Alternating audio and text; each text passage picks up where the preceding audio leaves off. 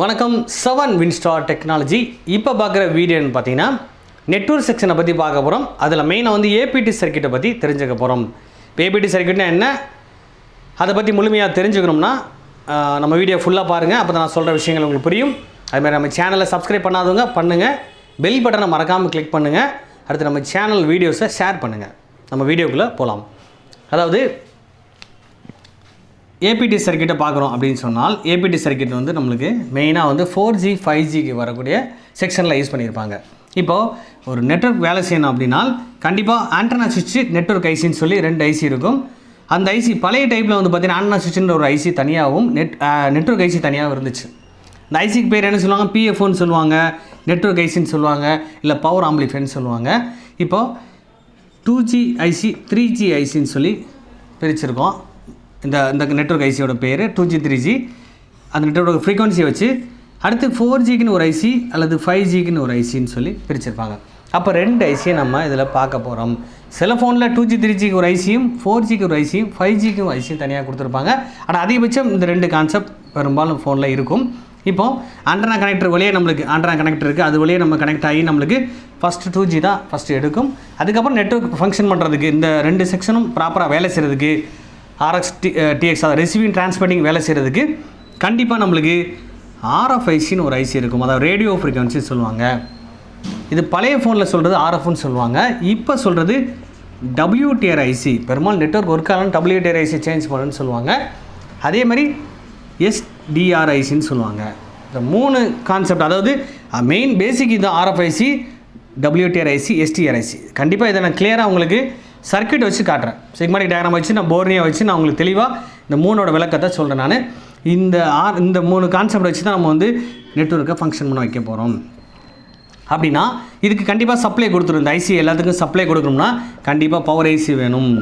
அதாவது PMIC PMIC 2 ஐசியுமே நம்மளுக்கு கண்டிப்பாக சப்ளை கொடுத்தாகணும். இப்போ இந்த ஐசி கொடுக்குறது VP ஐசி சப்ளை கொடுக்க போது இந்த சப்ளை பெரும்பாலும் நிறைய இடங்களுக்கு, நிறைய செக்ஷனுக்கு, நெட்வொர்க் செக்ஷன்லாம் சப்ளை கொடுக்க போகுது. அதில் மெயினாக வந்து பார்த்திங்கன்னா இந்த 4Gக்கு என்ன பண்ணியிருப்பாங்க, உதாரணத்துக்கு இந்த செக்ஷன்லேருந்து வரக்கூடிய சப்ளை, மெயின் பவர் ஐசிலேருந்து வரக்கூடிய சப்ளை VIO இல்லை VREG இந்த மாதிரி சப்ளை வோல்ட் 1.8 1.2 இந்த மாதிரி நிறைய வோல்டேஜ் இருக்கும். அது ஒவ்வொரு செக்ஷனுக்கும் மாறும், அதாவது ஒவ்வொரு மொபைலுக்கும் மாறுபடும். அதை நெக்ஸ்ட்டு நம்ம என்ன தெளிவாக நம்ம கிளாஸஸில் மூலியமாக தெரிஞ்சுக்கலாம். நீங்கள் இப்போ இதில் வந்து மெயினாக என்ன பண்ணுறாங்கன்னா இந்த ஏபிடி சர்க்கியூட்னு சொல்லி ஒரு ஐசி ஒன்று பண்ணியிருக்காங்க. இதுக்கு சப்ளை வந்து பார்த்திங்கன்னா இந்த VPK சப்ளை கொடுப்பாங்க. அதில் அவுட்புட் எடுக்கும்போது பார்த்திங்கன்னா இதுக்கு ஒரு பக் ஆயில் யூஸ் பண்ணியிருப்பாங்க. ஏன் பக் ஆயில் யூஸ் பண்ணியிருப்பாங்க, இங்கே கண்டிப்பாக ஆம்பியர் ஜாஸ்தியாக வரும். இந்த அவுட்புட் வந்து VPAன்னு சொல்லி வோல்டேஜ் நேம் கொடுத்துருப்பாங்க.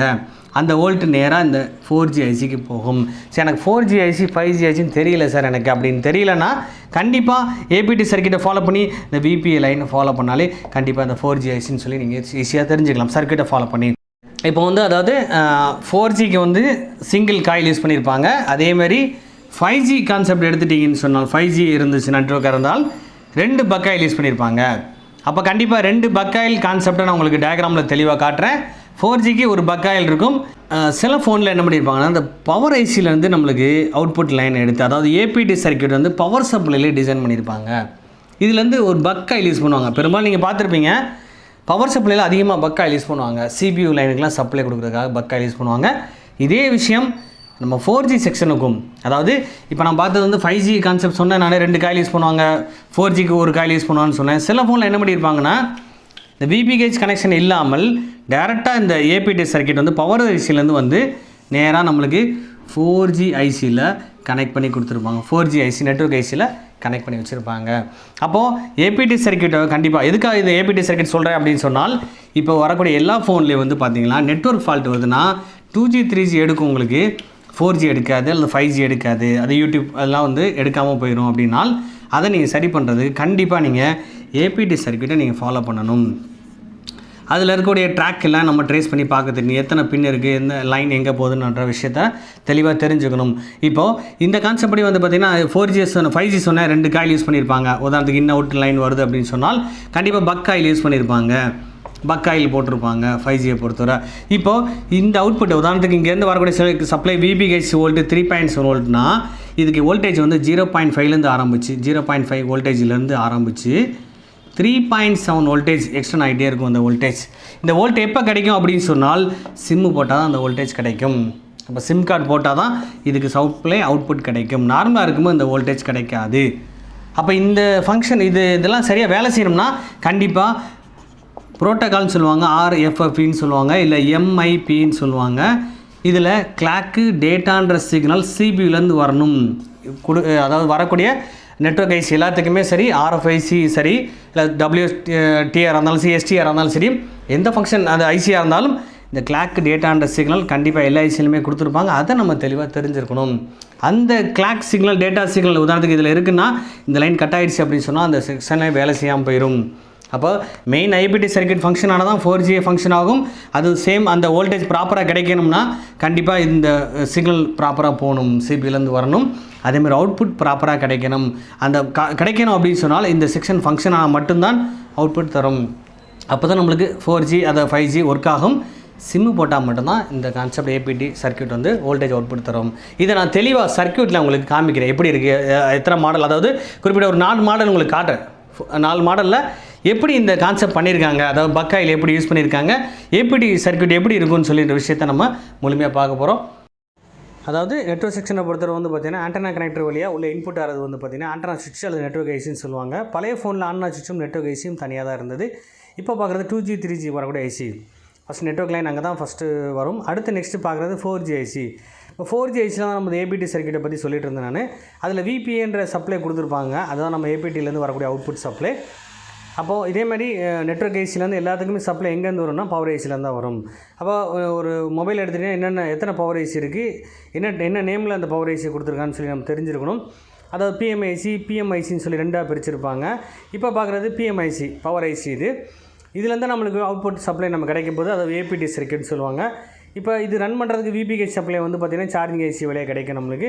இப்போ பார்க்குறது VPAன்ற சப்ளை ஆனது பவர் சப்ளைலேருந்து பக் ஆயில் யூஸ் பண்ணியிருப்பாங்க. இப்போ இந்த கான்செப்டில் ஏபிடி சர்க்யூட் தனியாக இல்லை, இந்த பவர் ஐசிலேருந்து கொடுத்துருக்காங்க. அந்த மாதிரி பக் ஆயிலேருந்து அதிகமாக வர்றது வந்து பார்த்திங்கன்னா ஆம்பியர் ஜாஸ்தியாக பண்ணுறதுக்காக பக் ஆயில் கொடுத்துருப்பாங்க.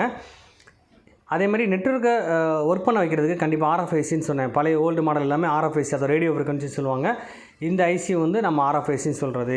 இப்போ அடுத்த மாடலுக்கு வந்து நேம் ஏற்கனவே சொன்ன WTR ஐசி, STR ஐசின்னு சொல்லுவாங்க.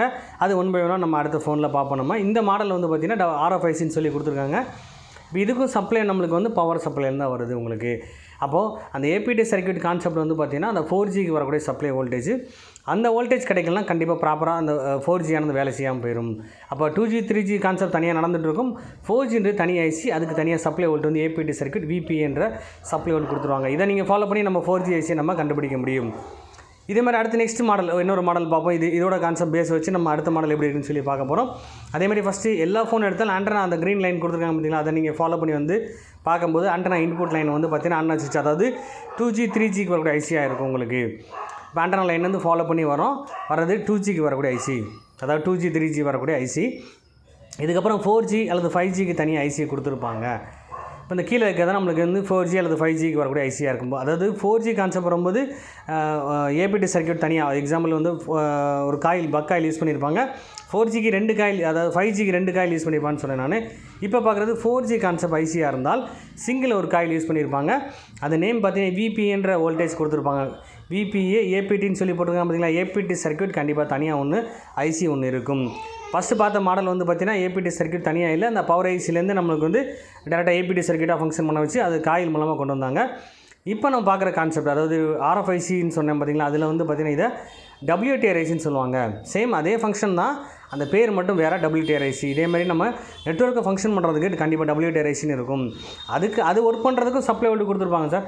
1.8 1.0 1.2 வோல்டேஜ் இந்த மாதிரி வோல்டேஜ் கொடுத்துருப்பா, அது பவர் ஐசி தான் ரன் ஆகும். அப்போ மெயினாக வந்து பவர் சப்ளைலேருந்து நெட்வொர்க் ஐசிக்கும் ப்ளஸ் அந்த RFIC அல்ல WTR ஐசி STR ஐசி எல்லாத்துக்குமே சப்ளை வோல்ட்டு பவர் ஐசிலேருந்து கொடுத்துருப்பாங்க. அது என்னென்ன வோல்டேஜ் எப்படி வருதுன்னு சொல்லி நம்ம தெரிஞ்சிருக்கணும் உங்களுக்கு. இப்போ மெயினாக நம்ம இப்போ சொல்கிறது வந்து ஏபிடி சர்க்யூட் தான் ஃபாலோ பண்ணிகிட்ருக்கோம். இதான் ஏபிடி சர்க்யூட்டு. எப்படி சொல்லணும்னா அதில் வந்து பாருங்கள் பக் ஆயில் யூஸ் பண்ணியிருப்பாங்க. அப்போ இது வேலை செய்கிறதுக்கு VPH சப்ளை கொடுத்துருப்பாங்க. அந்த VPH வந்து பார்த்திங்கன்னா சார்ஜிங் ஐசிலேருந்து வரக்கூடிய சப்ளை வோல்ட், அது மெயின் சப்ளை வோல்ட்டு. அதை வச்சா மெயின் பவர் ஐசி வேலை செய்யும். அதுக்கடுத்து நம்ம VPT சப்ளை வந்து பார்த்திங்கன்னா ஏபிடி சர்க்யூட் வழியாக, அதாவது VPAன்றது ஏபிடி சர்க்யூட் வழியாக அவுட்புட் கிடைக்கக்கூடிய வோல்டேஜ். அந்த வோல்ட் கிடைச்சாதான் நெட்வொர்க் செக்ஷனே அதாவது 4G செக்ஷனே வேலை செய்யும். இந்த லைன் கடைசியாக பார்த்தீங்கன்னா நம்மளுக்கு பவர் சப்ளைலேருந்து வரக்கூடிய வோல்டேஜ் வச்சு தான் நம்ம வந்து RFIC அதாவது WATRIC வேலை செய்யும். அதே மாதிரி நெட்வொர்க் ஐசியும் ஃபங்க்ஷன் ஆகும். மெயினாக 4G வேலை செய்கிறதுக்கு இந்த APT சர்க்யூட் கண்டிப்பாக இருந்தாகணும்.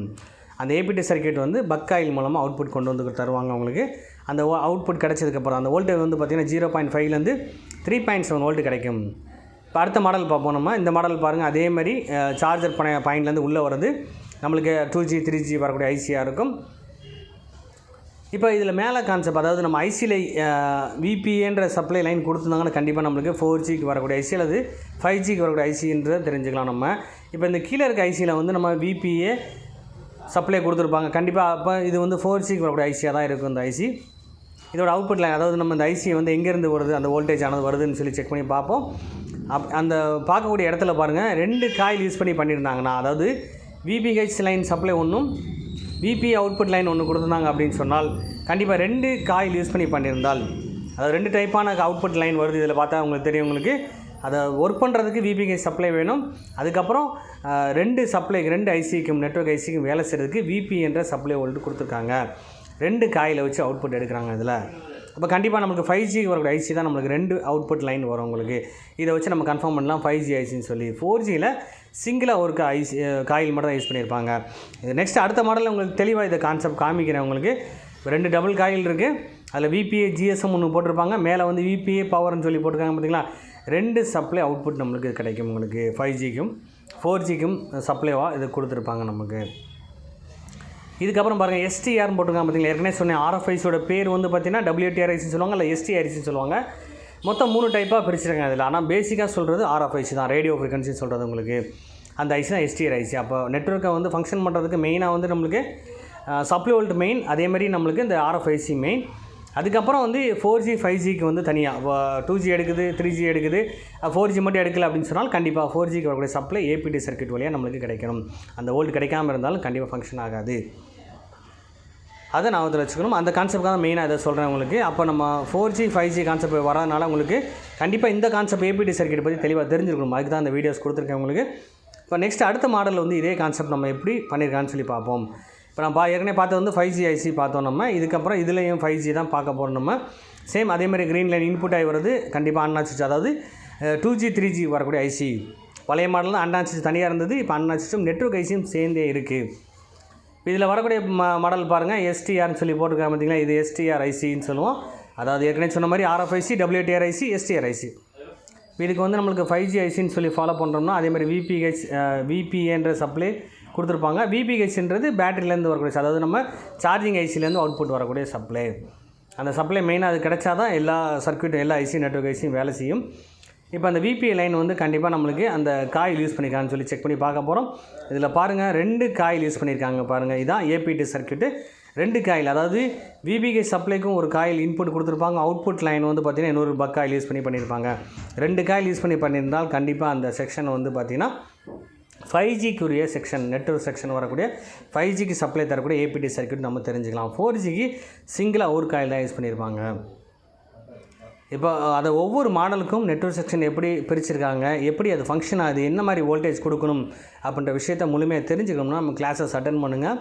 ஆன்லைன் கிளாஸ் இருக்கும், ஆஃப்லைன் கிளாஸும் பண்ணிகிட்ருக்கோம். நம்ம என்னோடய வாட்ஸ்அப் நம்பர் தரேன். அதை நீங்கள் காண்டாக்ட் பண்ணி அதை ஃபீஸ் டீட்டெயில் வந்து கேட்டுக்கலாம். நீங்கள் இந்த வீடியோ உங்களுக்கு பிடிச்சிருந்தா லைக் பண்ணுங்கள், ஷேர் பண்ணுங்கள், கமெண்ட் பண்ணுங்கள், சப்ஸ்கிரைப் பண்ணுங்கள், பெல் பட்டனை மறக்காமல் கிளிக் பண்ணுங்கள். Thank you friends.